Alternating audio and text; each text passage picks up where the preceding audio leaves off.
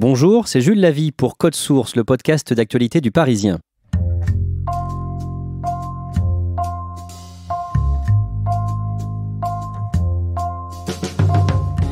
Le 26 août 1944, il y a tout juste 75 ans, une foule envahissait les Champs-Élysées pour fêter la libération de Paris. On vous raconte aujourd'hui l'histoire d'une femme qui a participé à ces combats, Madeleine Riffaut, journaliste, reporter de guerre et poétesse. Elle vient d'avoir 95 ans, elle en avait 19 quand elle a tué de 2 balles un militaire allemand à Paris sur un pont de la Seine. C'était le 23 juillet 1944. On ne fait pas ces choses-là comme on joue à la poupée. Faire une action armée, quand elle n'a pas de sens politique, ça ne sert à rien. Charles de Saint-Sauveur, vous êtes journaliste au service politique du Parisien, vous signez aussi les pages Histoire chaque dimanche.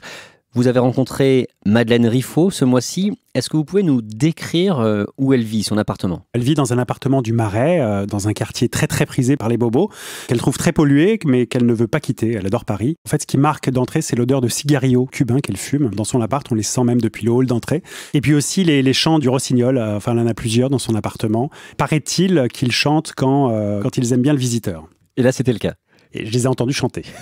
Est-ce que vous pouvez nous décrire Madeleine Riffaut ? Madeleine Riffaut, c'est une femme très menue, qui a une longue natte, très étrange. Il n'y a rien qui est banal chez elle. Et sa natte est blonde et noire, alors que ses cheveux sont tout à fait gris. Elle est fatiguée, mais elle a une incroyable énergie. C'est tout à fait sidérant. Elle vous reçoit dans quelles conditions ? Est-ce qu'elle peut marcher ? Est-ce qu'elle est assise sur un fauteuil ? Elle a très mal aux genoux et ça l'a empêchée d'assister aux commémorations. Elle était embêtée. Elle déteste ne pas pouvoir marcher, donc elle est un peu alitée. Elle a besoin d'aide, évidemment, donc des infirmiers qui se relaient. Mais par ailleurs, voilà, c'est une force de la nature tout à fait prodigieuse. Elle a des photos d'elle, jeune fille, quand elle est entrée dans la Résistance. Elle était comment à l'époque ? Quand elle est allée rentrer dans la Résistance, il y a une photo d'elle qui est tout à fait sidérante, où on la voit en 1942 avec ce qui ressemble à un chaton dans les bras.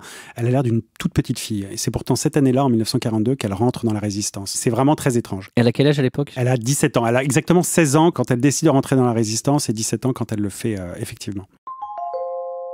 75 ans plus tard, malgré les années, Madeleine Riffaut a gardé intact ses souvenirs de la libération de Paris à laquelle elle a participé. Elle a une mémoire prodigieuse, et il n'y a vraiment rien qui lui échappe, aucune hésitation, rien qui laisse supposer qu'elle a oublié des pans, des morceaux d'histoire.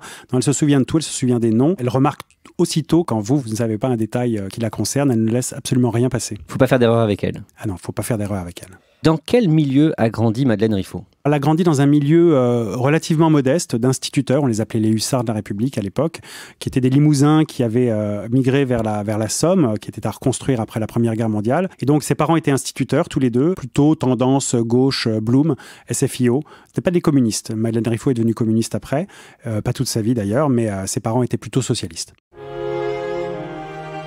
À l'automne 1940, quand elle a 16 ans, un épisode va changer le cours de sa vie. Elle revient d'Exode avec son grand-père. Elle arrive en gare d'Amiens, qui est dévastée, et elle tombe sur un groupe de soldats allemands qui commencent à se moquer un peu d'elle, à avoir les mains baladeuses. Là, subitement, un officier arrive, leur hurle dessus, et dans la foulée, l'envoie promener d'un coup de pied au derrière, qui la fait valdinguer à 2 mètres de là.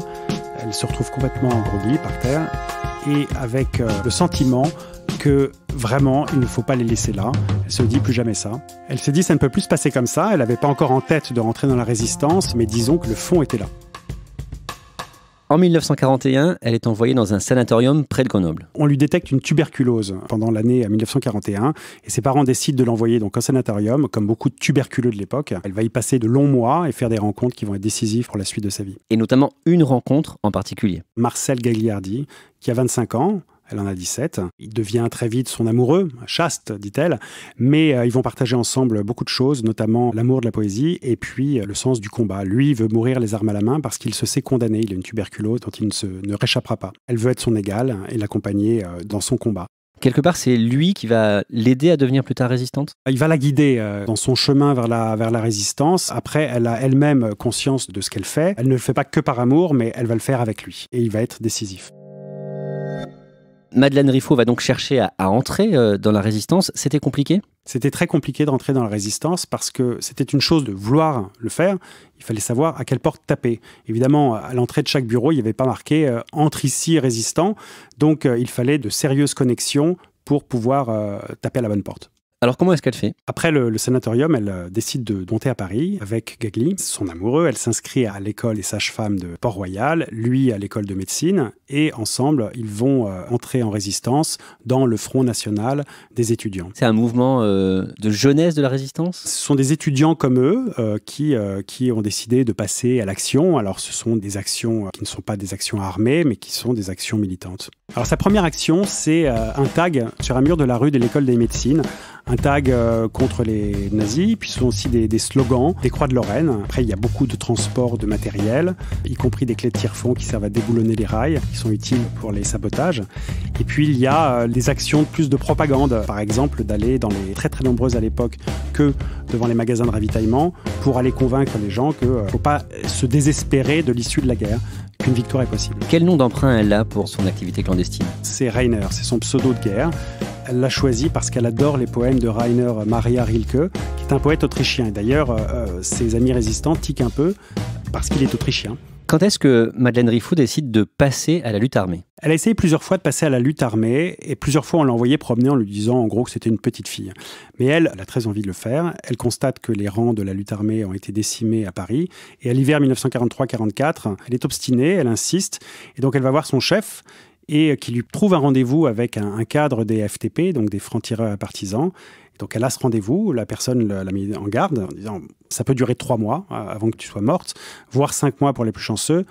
Et elle répond « je m'en fous ». Et du coup, ça marche? Elle est recrutée par les FTP? Elle est recrutée par les FTP, qui est un groupe communiste. Elle ne l'est pas encore. Elle décide de s'inscrire au Parti communiste pour en faire réellement partie. Elle n'était pas obligée de le faire, mais elle décide quand même de le faire. Le mot d'ordre du Parti communiste, à ce moment-là, c'était « tous debout et chacun son boche ». Que pense-t-elle de cette consigne? Elle n'aime pas beaucoup cette consigne parce qu'elle la considère comme pas concrète. C'est tout elle d'ailleurs. Par contre, la consigne était de tuer un Allemand en plein jour, si possible avec de la foule autour, pour marquer les esprits. En fait, il fallait que la peur change de camp. Est-ce qu'à cette époque, donc l'hiver 43-44, les résistants sont très actifs dans la capitale? Alors, la lutte armée a vraiment essuyé des coups mortels. Il y a beaucoup de groupes qui ont été décimés par les nazis et par leurs sbires français.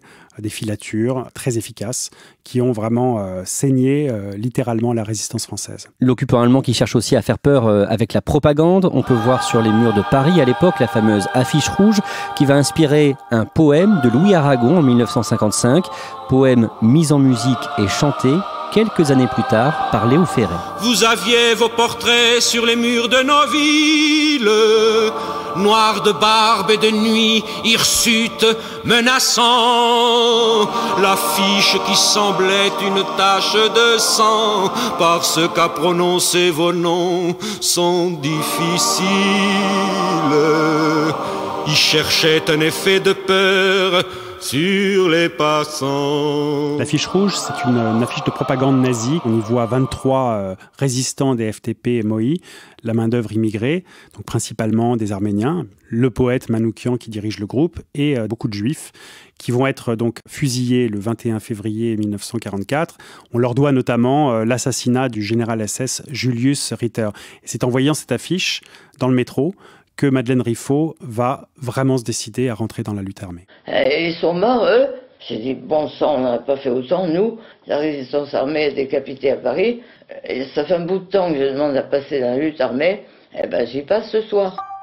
En juillet 1944, le 1er et le 14 juillet, Madeleine Riffaut participe à 2 manifestations en plein Paris. Alors à l'époque, elle est chef d'un groupe FTP d'une douzaine de personnes. Le débarquement allié s'est déroulé le 6 juin. Il faut préparer Paris au soulèvement et pour ça, elle organise des manifestations qui sont encadrées par les FTP avec armes à la main et le consentement des policiers qui laissent faire ces manifestations. Clairement, le vent est en train de tourner à Paris. À ce moment-là, à un moment, elle croit être arrêtée. Les Allemands arrivent, c'est la débandade. Elle fuit dans un immeuble, se réfugie chez une vieille dame qui lui ouvre gentiment la porte et qui la cache sous un édredon rouge.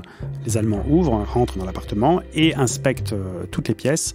Là, elle pense que son heure est arrivée, mais miraculeusement, grâce à la vieille dame qui fait un numéro terrible aux Allemands, elle réussit à s'en tirer. Le 20 juillet, à Paris, elle perd l'un de ses camarades. C'est Picpus, un pseudo pour un Corse farouche, comme elle dit, qui s'appelle Charles Martini, il a 28 ans. C'est le meilleur élément de son groupe, du groupe FTP qu'elle dirige. Picpus n'a pas eu le cran de tuer un soldat allemand quelques jours plus tôt. Et ce soldat le reconnaît et il est mitraillé dans le dos. Madeleine Riffaut décide d'essayer à son tour de tuer un militaire allemand. Est-ce qu'elle s'est tirée d'abord ? Alors, elle s'est très bien tirée, Madeleine Riffaut. Son père lui a appris. Trouve que c'est une très, très fine gâchette. Il l'emmenait à la chasse aux lapins et à la perdrix avant la guerre. Sa mère, d'ailleurs, en était interloquée et lui répondait « ça peut toujours servir avec les temps qui courent ». Le dimanche 23 juillet, elle passe à l'acte. C'est une très belle journée à Paris. Il fait très, très beau à Paris. C'est en plein été. Il y a du monde. Comme toujours, les Parisiens vont près de la Seine. Elle a rendez-vous à Notre-Dame, un petit peu avant 15h, avec un dénommé Manuel, et elle lui dit « Passe-moi ton arme, prête-moi ton vélo ». Il n'a rien dit, il lui a juste passé ce qu'elle demandait, et elle est partie. Elle longe les quais de Seine, et là, elle se met en chasse d'un officier allemand, isolé. Il fallait qu'il soit isolé, surtout pas une unité. Donc elle pédale sur les quais de Seine, le quai d'Orsay, et là, tout à coup, sur le pont de Solferino, près des Tuileries, elle aperçoit un officier isolé. Et là, elle décide de descendre de vélo. Elle a trouvé sa victime. Elle s'approche, elle demande à un petit garçon de se pousser. Elle sort le pistolet 7,65 de type Ruby qu'elle a dans son sac, qu'elle appelle Oscar. L'Allemand a juste le temps de se retourner. Je ne voulais pas, moi, abattre un homme dans le dos.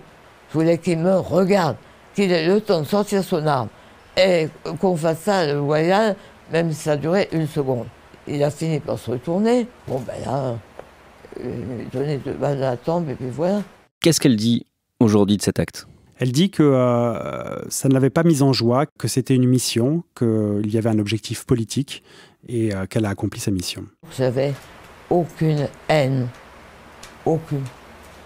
J'avais plutôt du chagrin. Et plus tard, elle écrira un poème sur cet instant. 9 balles dans mon chargeur pour venger tous mes frères. Ça fait mal de tuer. C'est la première fois. 7 balles dans mon chargeur, c'était si simple. L'homme qui tirait l'autre nuit, c'était moi. Elle remonte sur son vélo. Qu'est-ce qu'elle se dit à ce moment-là, juste après avoir tué ce militaire allemand ? Alors elle est curieusement très tranquille. Elle se dit qu'elle va sans doute s'en tirer. Elle croit même apercevoir un policier français qui lui indique que la voie est libre. Et donc elle file sur le quai d'Orsay. Et là, évidemment, les choses vont se gâter. Elle entend une voiture derrière elle et ça, elle sait que c'est inquiétant. Elle sait que c'est inquiétant parce que c'est un moteur à essence qu'elle entend et elle appelle ça les voitures de la mort parce que seule la Gestapo, les Allemands, ou les policiers français en avaient. Et il y avait qui dans cette voiture ? C'était un sous-intendant de la police de Versailles, qui était à la solde des nazis, qui la percute violemment, qui la traite de traître et qui l'embarque dans sa voiture, menottes au poignet. Elle est complètement groggy, blessée évidemment, et il la conduit à la Gestapo, rue des Saussaies. Elle est torturée, elle s'est subie des sévices physiques et des sévices mentaux, d'atroces tortures dont elle n'aime pas beaucoup parler. Elle parle de jours irracontables, tellement ils ont été violents. Elle passe de la Gestapo à la police française, qui n'est pas plus tendre, et puis elle revient finalement à la Gestapo, est internée à Fresnes, puis ensuite à Compiègne. Et son exécution sera programmée pour le 5 août. Dans sa cellule, la veille, elle écrit ce poème. 7 pas de long à ma cellule, et en largeur 4 petits. Elle est murée, plus de lumière, la fenêtre de mon cachot. Et la porte, elle est verrouillée. 7 pas de long et puis un mur, si durs les murs, et la serrure. Ils ont bien pu tordre mes mains, je n'ai jamais livré vos noms. On doit me fusiller, demain. As-tu très peur, dis, oui ou non? Les yeux bandés, le mouchoir bleu, le poing levé, le grand adieu. Charles de Saint-Sauveur, qu'est-ce qu'elle dit aujourd'hui de ces heures où elle croyait qu'elle allait être exécutée ? Elle n'avait pas parlé, elle avait accompli sa mission jusqu'au bout et elle semblait presque joyeuse, heureuse à l'idée de mourir parce que, encore une fois, elle avait été résistante et jusqu'au bout. Et elle n'avait pas dénoncé ses camarades. Elle n'avait pas dénoncé ses camarades, elle n'avait pas parlé, elle avait tenu bon. Et aujourd'hui, 75 ans plus tard, elle se dit que elle sera plus jamais heureuse de mourir et qu'elle trouve ça dommage. C'est très curieux, mais c'est ce qu'elle nous a dit. Et miraculeusement, Madeleine Riffaut s'en sort. Il lui arrive énormément de choses entre son arrestation et sa libération, mais elle bénéficie d'un échange de prisonniers dans le cadre de la trêve qui est négociée entre le commandement militaire allemand von Choltitz et le consul de Suède qui s'appelle Raoul Nordling. Donc 3200 prisonniers sont échangés, dont elle. Elle est libérée de la prison de Fresnes le 18 et envoyée à l'hôpital Cochin pour se faire soigner. Elle a des souvenirs de ce moment-là à l'hôpital Cochin ? Elle a un immense souvenir qui l'a marqué à vie. Ce sont les nouilles à la tomate qu'elle a ingurgitées et qui avaient sans doute le goût de la résurrection. Elle en mange encore aujourd'hui, même quand elle n'a plus faim.